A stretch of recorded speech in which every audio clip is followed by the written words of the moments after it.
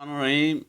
आज सुबह ही आँख खुलते ही बिस्तर से इंडिया से एक बहन ने मुझे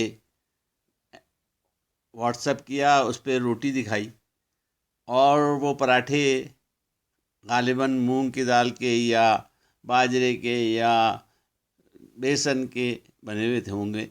बहरहाल उसकी अभी रेसिपी मैंने देखी नहीं है, मैं देखूँगा। लेकिन देखते ही मेरे ख़्याल आया कि मैं भी बनाऊँ। ये मैंने पहली दफ़ा बेसन के आटे की रोटी बनाई है जिसमें सब्ज़ी डाली। उसकी रेसिपी मैं लिख दूँगा। और मैं ये रोटी नहीं आती, बड़ी मुश्किल से बनाता हूँ, लेकिन बना ली अल्हम्दुलिल्लाह। छोटी टिकलियाँ, ये रोटी ज़बरदस्त बनी है और दही और मेरी लाल चटनी के साथ मैंने खाऊँगा इंशाअल्लाह। खाएंगे हम। और ये देखिए, ये मैंने रोटी बनाई है, ज़बरदस्त तिल वाली है, सब्ज़ी भरी भी है और इसमें चीज़ भी है, फेटा चीज़ भी है। चीज़, तिल और सब्ज़ी भरी हुई पराठे टाइप या टिकली टाइप की समझिए। बड़ा पराठा है ये, तो काफ़ी ठीक ठाक है, दरमियानी साइज़ का है, बनाई है।